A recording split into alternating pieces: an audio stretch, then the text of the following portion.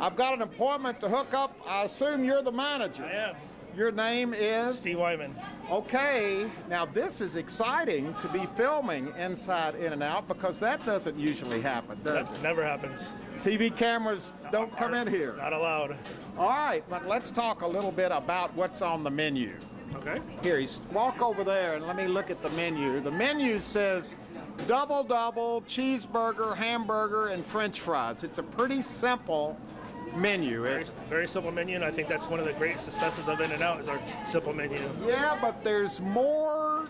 You can get more than is just on the menu, and this is what I've heard from everybody wanting me to ask about all the things you can get that aren't on the menu. There is some things. There's grilled cheese sandwiches for people that don't prefer meat. It's the same thing as the burger. You get the spread, you get the lettuce, the tomato, the onion. If you prefer it, grilled onion or raw onion, you get pickle on it. And instead of meat patties, we put 2 slices of melted cheese. So just like a grilled cheese sandwich like your parents used to make you when you were growing up, but it's on our hamburger bun with the lettuce and tomato and everything. We also have a Flying Dutchman, and what that is 2 meat patties with 2 slices of melted cheese on it, stacked on top of each other. And you get no bun, you get no produce on it, no lettuce, no tomato. A lot of people that are on the low carb, on the diet thing, they do that. How did all this come about? How did all this start? These extra things. You know, there's rumors about a lot of it. There's also an animal style burger, and what that is we fry the meat in mustard when it's thrown down on the grill, and it comes with grilled onion, pickle, and extra spread. And I know that started at Old Number One back years ago. The way it started was there was a bunch of rowdy kids in the parking lot that would come all the time and party on the lot and cause havoc. And they were animals. They were exactly. They would always order burgers like that, so they named the burger Animal Style. And I know that's where that came from. The grilled cheese sandwich, for people that don't prefer meat, we have to accommodate people that don't like meat. And then there's also a protein burger. And what that is a low-carb burger, so people that don't like the bun, that are on a diet. So wait a minute, there's almost as much to order off the menu as there is on the menu. There's some items. There's some items. And it's ever growing. No, that's it. We're stopped. Because it's kind of like an urban myth, isn't it? All the things you can order. It is. In-N-Out has a very good reputation and very good following. But I mean, all these extra things. Oh, it's yeah. kind of an inside thing that people know and pass on from generation to generation. The way I found out about the Animal Style was my father. My father, like I said, was a firefighter. Him and his crew would go to the local In-N-Out by his fire station when I was a kid, and they would order it like that. And this is when I was a kid, 15, 16 years old. And he came home one day and told me about it. He goes, next time you go to In-N-Out, try this. So I ordered it, and I loved it. The animal burger. Exactly. That's how I found out about it, so you're right. It is through rumor and through word of mouth and reputation. And, you know, you're in the heart of In-N-Out country, obviously, being in Baldwin Park in the San Gabriel Valley. You get to the stores that are further outskirt, you know, some of those stores, they don't get quite a lot of stuff that orders that are on the menu. They don't get as many. This is the heart. This is the soul of In-N-Out country right here. In the heartland right here. This is it. Old Number One's right across that freeway right there.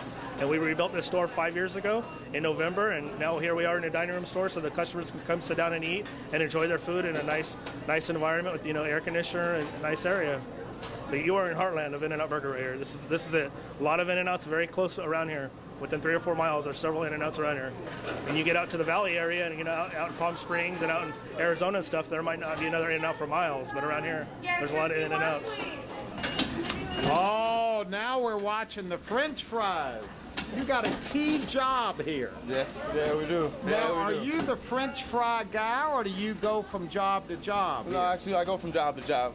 Yeah, So- we kind of bounce around. Everybody does French fries. Yeah, everybody does gets burgers. No, I mean, these guys right here, it takes a while for them to do the burgers, but everybody gets a chance to do the fries. Everybody gets a chance to do the French fries over there, hand everything out. So yeah, it's pretty cool. Now, are French fries the first stop on the ladder up the ladder of success? Do you start with the potatoes? Actually, no, you start actually outside. Actually, out in the dining room. That's where you start. Everybody sees the first face out in the dining room. Make sure it's all spot and clean. Then you work your way out in the fry area. And then where do you go from here? And then from here, you go where you make the burger smile. That's where you go next. The burgers smile. Burger smile. You make them smile. You make them smile. But put that frown upside down, you know? Now, are you planning on being here for a career? Oh, yeah. Oh, yeah. We got a grill going over here. We got another grill going over here. the whole idea was that it was always busy. Something was always going on. And we have another grill back here for a weekend and a night Well, shift. that's kind of part of In-N-Out too, isn't it? Standing up there and kind of looking back here and seeing all this activity. Our philosophy is, and always will be, we have nothing to hide. You know, we're not behind a wall and you order something and it comes around. We have nothing to hide. We want to show you how we do things. Let's talk a little bit about the ingredients, about the food itself, because from the very beginning, that's been... It's been consistent, has never changed. What we have right here, we had 50 years ago when I started. And what have we got right here? It looks like lettuce and tomatoes to me. We got the tomatoes, we got the spread, and we have the bun, which is made from a sponge dough, the old-fashioned way. The way it was made 50 years ago, we still have them made today. In other words, these buns have no shelf life, basically. They'll only last a couple of days. What about the meat? The meat is all 100% beef. We do it all ourselves, and that hasn't changed either. When I started, we were patting the meat patties, and they're still doing it today. It's frozen? No, never frozen. Never frozen. We would never use a frozen patty. Everything is fresh. We get the chucks in, we bone them, we grind them, and we patty them, and we deliver them ourselves. I'm just trying to think in my own mind what it is about In-N-Out burgers that separate them from other burgers in people's minds. All I personally think is the quality of the product that we put in there, what we serve, and how it's served. Is it the bun? That's part of it. Is it the tomatoes? That's part of it. Is it the lettuce? That's part of it, too. Is it the meat? I think the meat and the bun are probably the two most important part of it, because the tomatoes and the lettuce and the onions, although they're number one quality, basically anybody could probably buy them as they wanted to. Yeah, but it's the combination. It's a combination of it, and it's all made fresh. Because there's an In-N-Out smell, too. That's right. I know when I'm coming to an That's In-N-Out right. burger. You're absolutely right. Okay, we've talked about animal style. This is animal style. The one and only. Now, why do you get an animal style? Why do I get an animal style? Take a look at that guy. Why not? No, That's but it. how did you hear about animal style? Oh, word of mouth. You know, good word spreads fast. So when you walk in here, it's obviously not on the menu, but it doesn't have to be. As long as the locals know about it, you see it, you wonder what is that? How come my burger doesn't look like that? Then you find out, and it's nice because you feel like you're part of a community when you know about something that out-of-towners probably don't know about. How do you make a burger smile? Well, it starts with the cheese. We go ahead, we fold it right here like this, Uh-huh. and we put it facing the left. So there's a certain way you fold the cheese. Yes. All right, so we got the cheese on there. Then what happens? Then as it melts, it gives it that natural smile over the burger patty. And when we pull the burgers and we wrap them, we make sure that everything's even at an angle. Wow. It gives it a smile. Do you think people appreciate that? Do they know you're making their burgers smile? Yes, I think so. I think so. Okay, you're delivering. What are you getting here? I'm getting a vegetarian. Wait a minute. You're getting vegetarian. Yeah, the cheese and the buns are so good. I can't help it. Look at how large the tomatoes are. Oh. I never stopped coming here, even since I turned vegetarian. You still come. Still come. What are you eating? I'm eating a protein veggie burger. Now, this is the first time we've seen one of these. Look, there's no bun. No bun and no meat. Have you ever backslid and had a double-double? Come on, be honest. Yes. Oh, yes. Oh, yes. They're delicious. But for now... But for now, for today, for right now, this is what it is. Do you always get the same thing? I usually go with the 4x4, but today I'm just going a little lighter. See, the 4x4's not on the menu.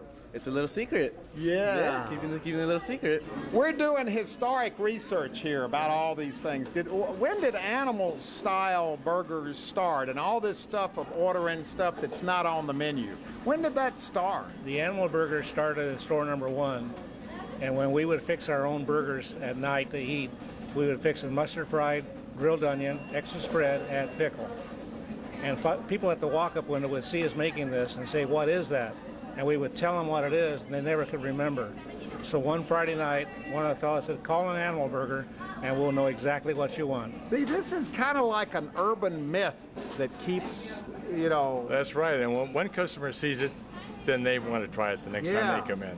Well, actually, it's sort of, you're in on a secret when you know how to order certain things that are not on the menu, and it makes them sort of feel like, hey, I know something that everybody else doesn't know. Not on the menu. Correct. And that goes with you can get a 3x3, 4x4, 4x4, 5x5. You can get anything you want. So if you're friends with some of the employees, you can get a 5x5. Oh, you bet. You bet.